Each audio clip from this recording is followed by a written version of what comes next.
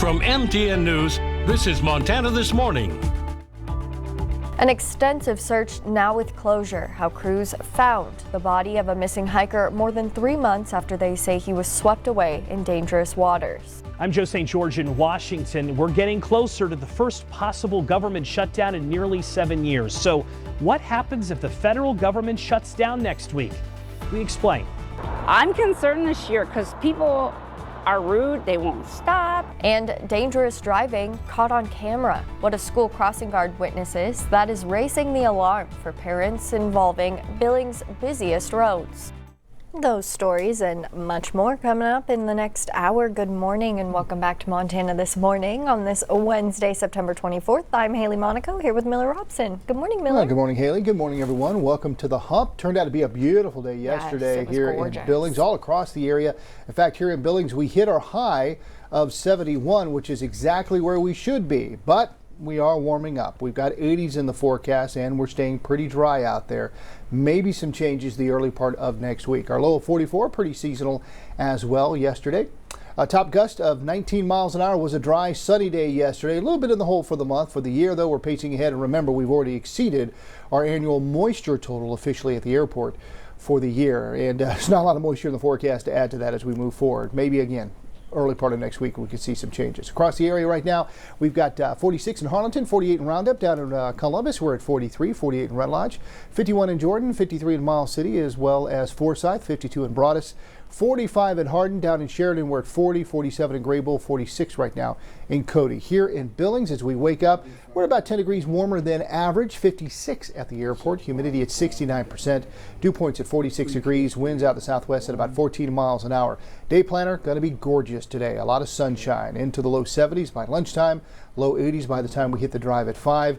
Low to mid to maybe upper 80s across the eastern plains, and those temperatures are just kind of hover there over the next few days. Maybe a bit cooler Friday, and then maybe next week we could cool down. I'll explain why with the main forecast coming up. 80s sound great. Thanks, Miller. Okay. And we begin with an update on a story we've been following for months in the mountains near Red Lodge. Now this morning, after more than 3 months of extensive searching, crews say they found the body of missing hiker in East Rosebud Creek. Crews are now also releasing his name. As we've reported to you at the top of our 5 o'clock hour, the Carbon County Sheriff says Red Lodge Fire Rescue recovered the body of 23-year-old Tim Sanford of Minnesota.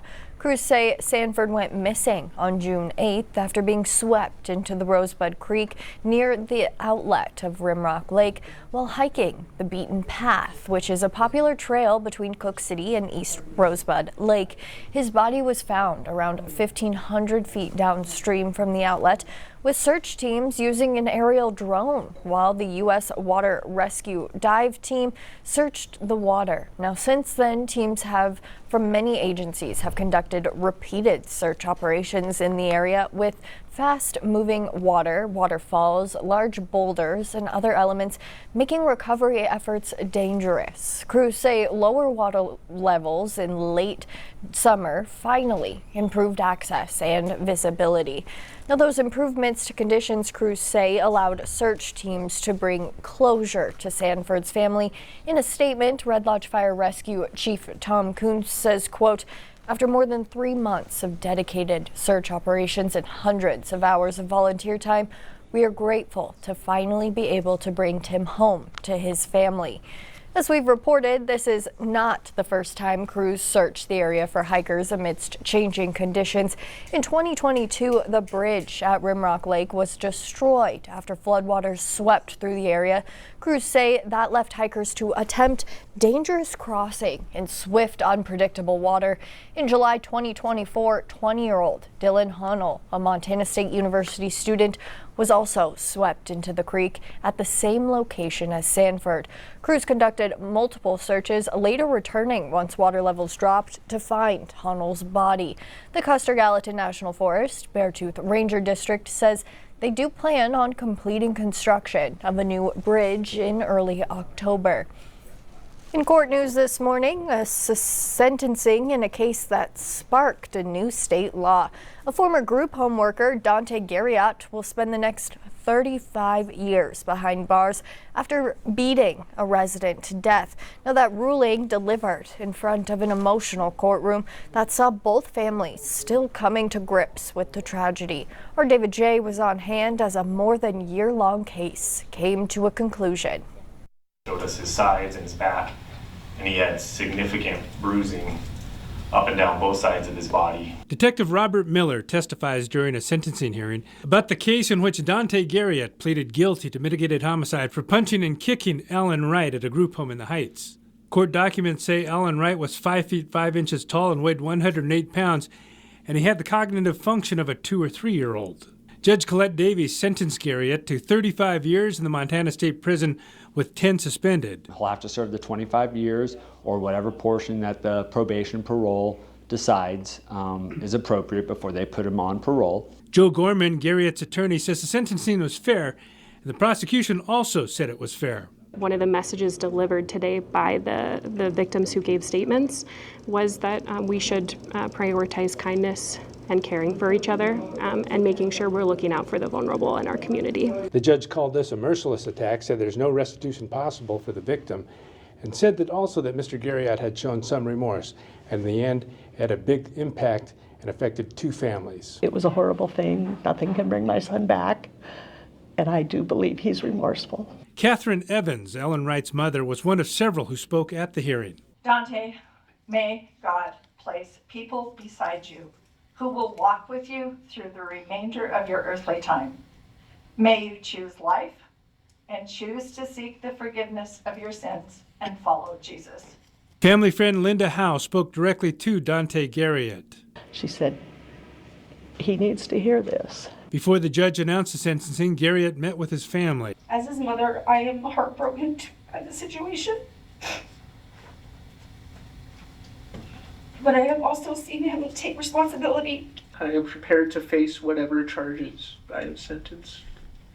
Thank you, Your Honor. The case has inspired Allen's Law, passed in the last session, that puts a sentencing enhancement on convictions for crimes by caregiving facility workers against a vulnerable person. What do you want us to remember about Allen? He had his moments, but he was a very, very kind soul.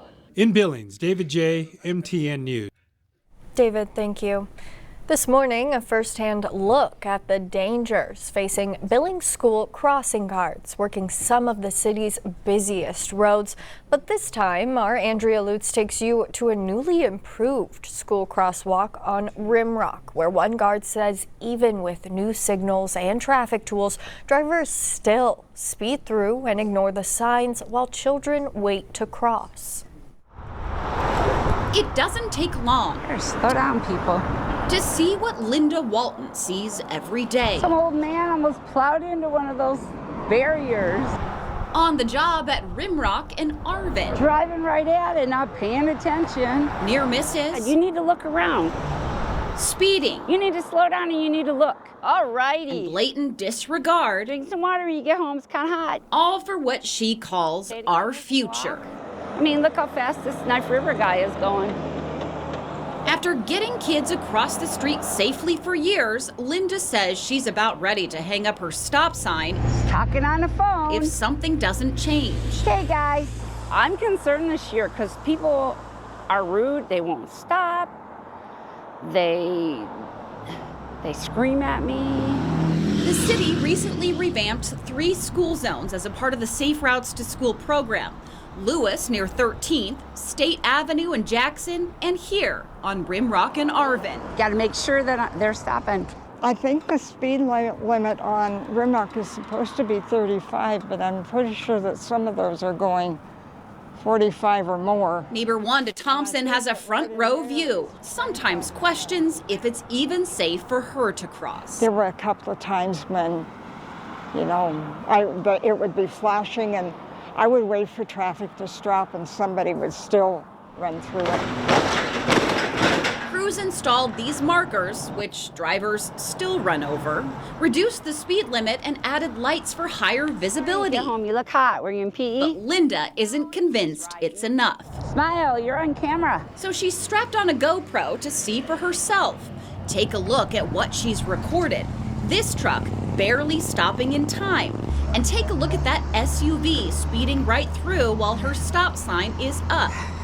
And that Jeep didn't even notice the yellow flashing crosswalk lights already engaged. Wait a second. All of it making her job even more important. Okay, wait till I get in the middle, sweetie. So Rimrock neighbors have a plea for Rimrock drivers. People need to understand that state law says every intersection is a legal crosswalk. So if somebody's standing at the corner, please stop for them. Thank you, Linda. Bye, have a good day. Before a simple walk to school becomes tragic. What's it gonna take? Somebody killing somebody? Just slow it down. In Billings, Andrea Lutz, MTN News. Andrea, thank you. Now, the remaining upgrades include new school flashers to improve visibility during morning, lunch, and afternoon commutes, and those are slated to be delivered in early October. Meanwhile, Colstrip Public Schools will be suspending all morning and afternoon bus routes. That decision is effective October 1st, as the district says they have been unable to hire additional drivers and will not be able to provide transportation. As a result, parents and guardians will be responsible for getting their children to and from school. The district says absences related to a lack of transportation will not be considered exempt. The district says they realize the hardship and apologize for the inconvenience and remain committed to restoring service as quickly as possible. In Washington this morning, President Trump has canceled a scheduled meeting this week with Democratic leaders at the White House. This raising the possibility that for the first time since the end of 2018, the government could shut down next week. If that happens, how might you be impacted? Well, our Joe St. George reports. The odds of the first government shutdown in nearly 7 years are increasing by the day. Government funding runs out in less than a week, and the House and the Senate aren't even meeting this week. So, because it's been a while, what happens if, in fact, the government does shut down? Let's start with Social Security checks. Medicare and Medicaid, all three continue uninterrupted shutdown, but other government services may be suspended, with some offices shutting down. With prime autumn leaf viewing on the horizon in many parts of the country, you may be wondering about national parks. Traditionally, they have been impacted during a shutdown. Roads could close and services may be reduced.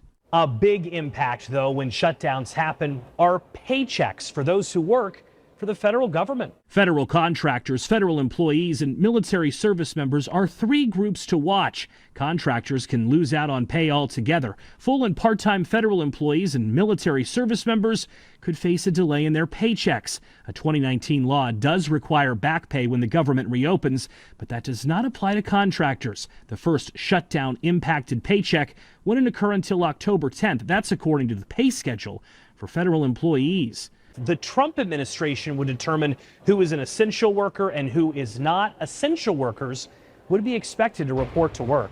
In 2018, during the last shutdown, TSA workers were deemed essential, but as Scripps News Group stations across the country reported at the time, there was an uptick in some employees calling in sick. And if you're wondering what is the political divide right now, Republicans essentially want the government to be funded the same until late November, with no policy changes to health care.